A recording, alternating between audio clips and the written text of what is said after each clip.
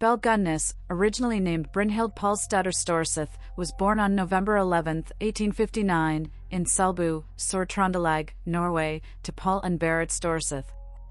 She was the youngest among her 8 siblings and underwent confirmation at the Church of Norway in 1874. At the age of 14, Gunness embarked on a journey to New York City, where she sought employment on neighboring farms, primarily milking cows and tending to cattle, with the goal of saving money. In 1881, she arrived in the United States and underwent immigration processing at Castle Garden. It was at this point that she adopted the name Belle before making her way to Chicago to reunite with her sister, Nellie, who had immigrated several years earlier.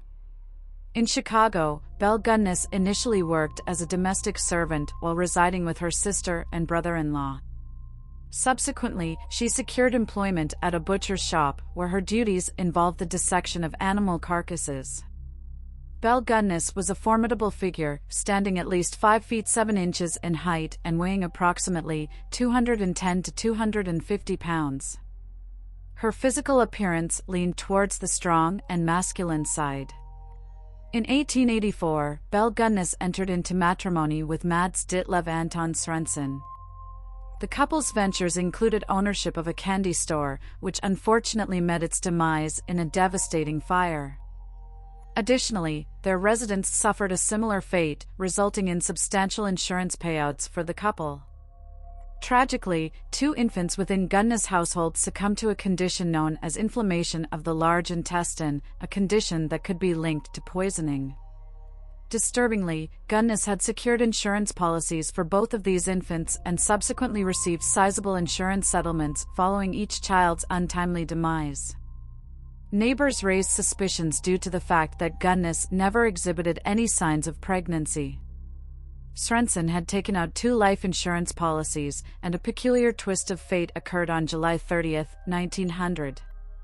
On that day, both policies were concurrently active, as one was set to expire while the other would come into effect. Tragically, Svensson passed away from a cerebral hemorrhage. Gunness explained that he had returned home complaining of a headache, to which she administered quinine powder for relief. She later discovered him lifeless, and as a result, she received insurance payouts from both the expiring policy and the newly active one, amassing a total of $5,000. With the money obtained from these insurance settlements, Belle Gunness relocated to LaPorte, Indiana, where she purchased a pig farm. Belle entered into matrimony with Peter Gunness on April 1, 1902. In a tragic turn of events just a week later, while Peter was away from their home, his infant daughter passed away under circumstances shrouded in mystery while in Belle's care.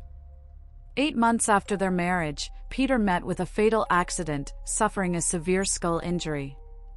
Belle provided her account, stating that Peter had attempted to reach for an item on a high shelf when a meat grinder fell, causing catastrophic head trauma. The district coroner initiated an inquiry, assembling a coroner's jury due to suspicions of foul play, but ultimately, no conclusive evidence was found to support the suspicion of murder. Belle, however, received a $3,000 insurance payout following Peter's tragic demise. In 1905, Belle Gunness initiated the placement of matrimonial advertisements in Chicago newspapers. One of these ads received a response from Henry Gaholt, a farmhand from Wisconsin. After making the journey to LaPorte, Gaholt wrote to his family, expressing his contentment with the farm, his good health, and even requested them to send him seed potatoes. However, once communication ceased following this letter, Gaholt's concerned family contacted Gunness. In response to their inquiries, Gunness informed them that Gaholt had departed with horse traders to Chicago. Curiously, she retained his trunk and fur overcoat. The following year, in 1906, John Moe of Minnesota answered one of Gunness' ads. After engaging in correspondence for several months, Moe traveled to LaPorte and withdrew a substantial sum of cash. Strangely, no one ever laid eyes on Moe again, although an occasional carpenter employed by Gunness noticed that Moe's trunk remained within her residence, alongside more than a dozen others. The revelation of Belle Gunness' criminal activities came to light in April 1908 when her farmhouse in LaPorte, Indiana, was consumed by a devastating fire. Amid the charred ruins, authorities made a chilling discovery: the lifeless bodies of an adult woman, initially presumed to be Belle Gunness, and her 3 children. Subsequent investigations brought to the surface the fragmented remains of at least 11 additional individuals scattered across the Gunness property. Asil Helgilian played a pivotal role in this unfolding nightmare when he contacted Lawport police. He had stumbled upon correspondence exchanged between his brother, Andrew Helgilian, and Belle Gunness. These letters contained urgent requests for Andrew to relocate to Lawport, bring money, and keep the move a secret. In response, Asil Helgilian visited the Gunness farm accompanied by a former hired hand. Their attention was drawn to soft depressions within an area that had been transformed into a hog pen. Upon a brief excavation of one such depression, they discovered a gunny sack containing 2 hands, 2 feet, and 1 head, a horrifying sight that Asil Helgilian recognized as belonging to his missing brother. Further inspection of the site unveiled dozens of these eerie slump depressions scattered throughout the Gunness yard. Extensive digging and investigation led to the unearthing of multiple burlap sacks containing gruesome remnants, torsos and hands, arms severed from the shoulders, and bundles of human bone encased in loose, jelly-like flesh, concealed within trash-covered depressions that had, in reality, become graves. The dismemberment of the bodies followed a macabre pattern: decapitation, removal of the arms at the shoulders, and severing of the legs at the knees. The skulls, found separated from the bodies, exhibited signs of blunt trauma and lacerations. The horrifying revelations continued as it became evident that the ends of the bones had been brutally crushed, almost as though they had been subjected to hammer blows after dismemberment. Additionally, quicklime had been dispersed over their faces and inserted into their ears. In the initial days of investigation, 5 sets of remains were discovered, followed by an additional 6 on the following day, some hidden in shallow graves beneath the original hog pen, while others were found near an outhouse or a nearby lake. The grim findings were so numerous that the police eventually ceased counting. As a result of these discoveries, the once favorable public perception of Belle Gunness, as portrayed in newspaper accounts depicting her as a valiant woman who perished in a desperate attempt to rescue her children from the fire, underwent a dramatic re-evaluation. Despite initial successes in identifying some of the victims, and despite the widespread news coverage that prompted inquiries from families with missing relatives, many of the recovered remains could never be conclusively identified. Ray Lamphere served as both Belle's hired hand and her occasional romantic partner. In November 1908, Lamphere faced a conviction for arson related to the fire that had engulfed Belle's residence. However, in a shocking twist, Lamphere later confessed to a series of grisly crimes orchestrated by Gunness. According to Lamphere's confession, Belle Gunness had craftily placed advertisements in search of male companions, luring unsuspecting men to her farm. Once these men arrived, she would proceed to murder them and seize their possessions. Lamphere disclosed that Gunness had asked him to set fire to her farmhouse, with her own children inside. Moreover, Lamphere insisted that the body initially identified as Belle Gunness was actually one of her victims, deliberately chosen and strategically placed to divert investigators.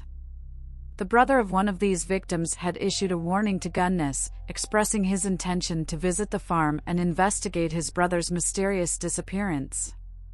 Lamphere claimed that this impending visit had spurred Gunness to destroy her house, stage her own demise, and subsequently flee. At the time of his arrest, Lamphere was found in possession of John Moe's overcoat and Henry Gaholt's watch, adding further intrigue to the case. A journalist named Edward Beckley was clandestinely assigned to obtain access to Lamphere's confession and publish it. This led to the emergence of a second, conflicting account provided by Lamphere.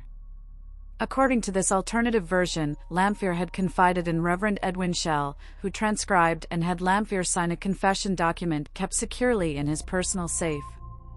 Beckley's attempts to persuade Schell to allow the publication of this later confession were met with refusal from Schell and his wife. Nevertheless, another newspaper eventually published a story speculating about the second confession. Concerned for the families of the victims, Reverend Schell eventually offered the confession to Beckley, who subsequently published it. This second confession by Lamphere detailed the gruesome murders of Belle Gunness and her children, allegedly perpetrated with an axe, followed by the bodies being doused in kerosene and set on fire. It also provided insights into Lamphere's role in burying the victims' remains in the garden.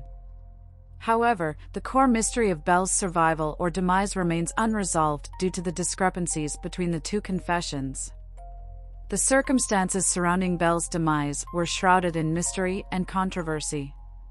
Despite her official declaration of death, the doctor who conducted the postmortem examination testified that the headless body found was noticeably shorter and considerably lighter, roughly 50 pounds, than Belle Gunness.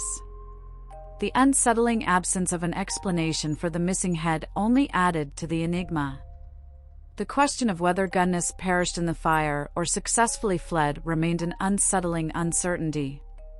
The sheriff attributed the notion of her escape to a reporter from the Chicago American, placing the blame on him for disseminating this narrative. Intriguingly, reported sightings of Belle Gunness in the Chicago area persisted long after her supposed demise. Despite these leads, none of them culminated in her apprehension, leaving the truth to remain elusive. In 2008, attempts were made to resolve the mystery through DNA testing on the headless corpse. The aim was to compare the DNA from the remains to a sample from a letter Gunness had sent to one of her victims. Unfortunately, due to the advanced age of the sample, it proved challenging to conduct a conclusive test. In the aftermath of the revelations about Belle's heinous crimes, the Gunness farm transformed into an unusual tourist attraction. People from all corners of the country flocked to witness the chilling mass graves, and vendors even sold concessions and souvenirs at the site. Additionally, this macabre chapter became an integral part of regional history, with the LaPorte County Historical Society Museum featuring a permanent Belle Gunness exhibit to commemorate the unsettling legacy of this dark period.